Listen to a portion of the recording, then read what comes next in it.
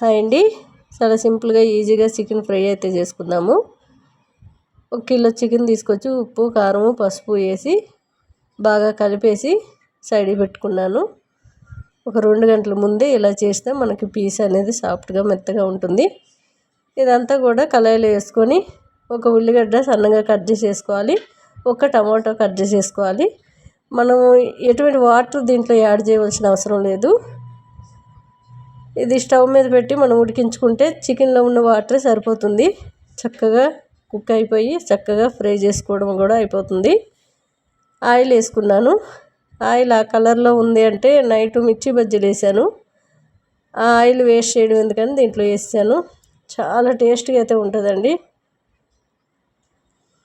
బాగా కలిపేసుకొని మూత పెట్టి స్టవ్ మీద పెట్టేసుకొని మనం స్టవ్ మీడియంలో పెట్టుకుంటే త్వరగా ఉడికిపోతుంది. మనకి ఉప్పు కారం పెట్టిన తర్వాత ఒక 2-3 గంటలైనా ఫ్రిడ్జ్లో కానీ లేదంటే బయట అయినా పెట్టినట్లయితే ఉప్పు కారం పట్టి పీస్ అనేది త్వరగా ఉడికిపోతుంది. అట్లానే టేస్ట్ బాగుంటుంది. ఉప్పు కారం పట్టి సాఫ్ట్గా ఉంటుంది. ఎవరికైనా నచ్చితే ఒకసారి ఇలా ట్రై చేయండి. ఆ చికెన్లో ఉన్న వాటర్ అంతా కూడా ఇంకిపోయిన తర్వాత కచ్చపచ్చగా వెల్లుల్లి రెబ్బలు చెదగొట్టేసుకోవాలి.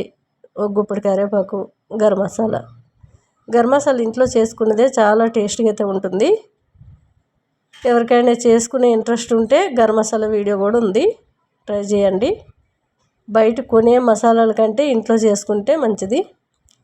చూసారు కదా, స్టవ్ మీడియంలో పెట్టుకొని వేపుకుంటే మనకి చక్కగా చికెన్ ఫ్రై రెడీ అయిపోయిందండి.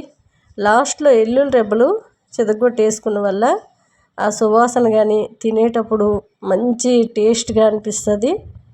పొట్టుతో పాటు చెదగొట్టేసి చూడండి, చాలా చాలా బాగుంటుంది. సైడ్ డిష్ కానీ ఒట్టిగా ఇలా తినొచ్చండి. చాలా బాగుంది టేస్ట్.